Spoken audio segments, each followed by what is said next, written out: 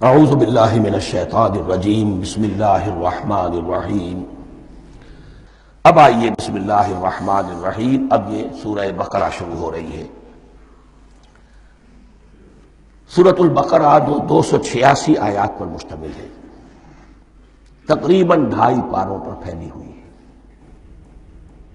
ہر شخص جانتا ہے کہ یہ قرآن حکیم کی حجم کے اعتبار سے سب سے بڑی سورت ہے، لیکن یہ معاملہ صرف حجم کا نہیں ہے۔ نبی اکرم صلی اللہ علیہ وسلم نے اسے سنام القرآن قرار دیا ہے۔ آپ نے فرمایا لکل شیء سنام، ہر چیز کی ایک چوٹی ہوتی ہے، جیسے اونٹ کا کوہان ہوتا ہے۔ وسنام القرآن البقرہ، سنام القرآن، قرآن کی چوٹی جو ہے وہ سورۃ البقرہ ہے۔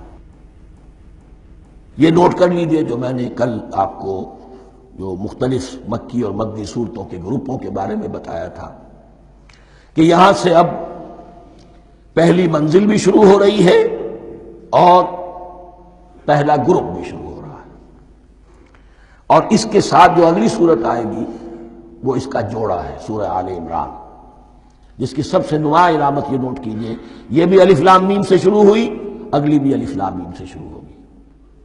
اس کے بعد 2 صورتیں مدنی اور ہیں، لیکن ان دونوں میں نہ حروف مقطعات ہے نہ کوئی اور تمہیدی کلام ہے، براہ راست خطاب سورہ نساء میں یا ایھا الناس اور سورہ مائدہ میں یا ایھا الذین آمنوا، کوئی تمہیدی بات نہیں، کوئی حروف مقطعات نہیں، براہ راست خطاب۔ وہ ایک جوڑا ہے سورہ نساء اور سورہ مائدہ، اور یہ ایک جوڑا ہے سورہ بقرہ اور سورہ آل عمران۔ سورہ بقرہ اور سورہ آل عمران کو نبی اکرم صلی اللہ علیہ وسلم نے الزہراوین بھی قرار دیا ہے۔ زہرا کہتے ہیں بڑی روشن چیز کو، یہ حضرت فاطمہ رضی اللہ تعالی عنہا کے نام کے ساتھ آتا ہے، فاطمہ الزہراء، تو زہرا بہت روشن دمکتی ہوئی شے۔ الزہراوین، یہ 2 نہایت دمکتی ہوئی صورتیں ہیں جو قیامت کے دن 2 بدلیوں کی شکل میں ظاہر ہوں گی، حضور نے فرمایا، اور جو لوگ ان صورتوں سے محبت کرتے تھے ان پر سایہ کریں گی۔ اللہم ربنا اجعلنا منہم، ہمیں اللہ تعالیٰ ان میں شامل فرما دے۔ اس سورہ مبارکہ کو 2 حصوں میں تقسیم سمجھیے۔ ویسے تو یہ کہ رکوع آئیں گے، پارے بھی بدلیں گے اس میں، لیکن حصے 2 ہیں۔ پہلے حصے میں اصل روح سخن سابقہ امت مسلمہ سے ہے، یہود سے، بنی اسرائیل سے۔ دوسرے حصے میں اصل خطاب موجودہ امت مسلمہ سے ہے، امت محمد سے صلی اللہ علیہ وسلم۔ پہلے حصے میں 18 رکوع ہیں لیکن آیات 152 ہیں۔ دوسرے حصے میں 22 رکوع ہیں لیکن آیات 134 ہیں۔ گویا کہ اس سے آپ کو توازن نظر آئے گا کہ اگرچہ ادھر رکوع کی تعداد کم ہے 18، لیکن آیات کی تعداد زیادہ ہے 152۔ دوسرے حصے میں رکوعوں کی تعداد زیادہ ہے 22، لیکن آیات کی تعداد 134۔ اسی لیے اس کا ایک نام میں نے تجویز کیا ہے، وہ اس لیے تاکہ کچھ حقائق آپ کے ذہنوں میں ان ناموں کے حوالے سے بھی انشاءاللہ محفوظ ہو جائیں گے۔ سورۃ الامتین، 2 امتوں کی سورت، اس لیے کہ تقریباً نصف اس کی ساری بحث جو ہے، مرکزی بحث، وہ سابقہ امت مسلمہ بنی اسرائیل، اور دوسرا نصف اس میں سارا خطاب وہ ہے موجودہ امت مسلمہ یعنی امت محمد صلی اللہ علیہ وسلم۔ اس کا جو پہلے 18 رکوع ہیں یا پہلا حصہ ہے، اس کے اندر ڈویژن فردر ہوگی ورٹیکل، عمودی۔ پہلے 4 رکوع، پھر 10 رکوع، پھر 4 رکوع۔ لیکن جو 22 رکوع ہیں دوسرے حصے کے، دوسرے نصف کے، اس میں ڈویژن جو ہے جو ہاریزونٹل ہے، وہ افقی تقسیم ہے، عمودی نہیں، افقی۔ وہ میں بعد میں بیان کروں گا جب ہم وہاں پہنچ جائیں گے۔ ان کو پہلے سمجھ لیجئے، اس پہلے حصے کی جو تقسیم میں نے کی ہے، پہلے 4 رکوع، پھر 10 رکوع اور پھر 4 رکوع۔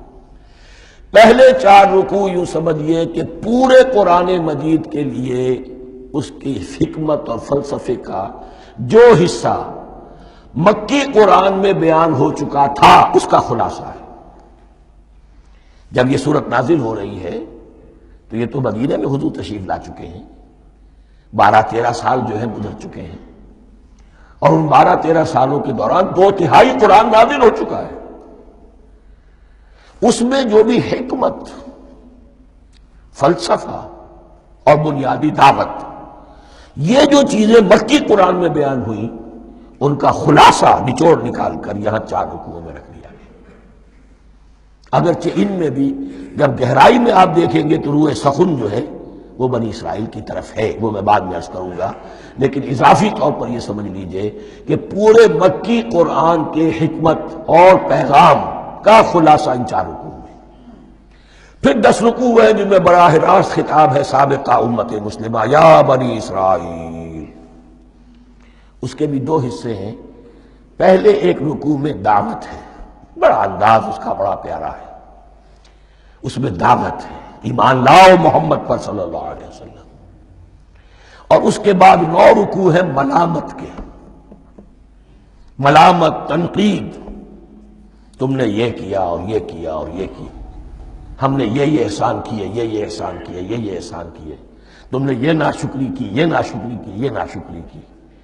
اور اس سب کا نتیجہ آخری 4 رکوعوں میں ہے کہ اب تمہیں اس منصب سے معزول کیا جا رہا ہے جس پر تم 2000 برس تک فائز رہے ہو، اور تمہیں ہٹا کر اب ایک نئی امت محمد کی شکل میں جو وجود میں آ چکی ہے صلی اللہ علیہ وسلم، اسے اس پر فائز کیا جا رہا ہے۔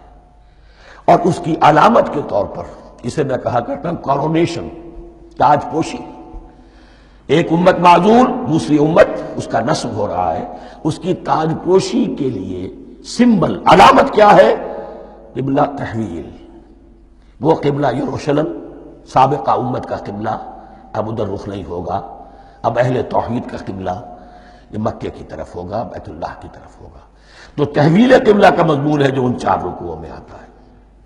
تو یہ میں نے تھوڑی سی تمہید جو ہے آپ کے سامنے رکھ دی ہے۔ اب بسم اللہ کیجئے۔ صدق اللہ العظیم۔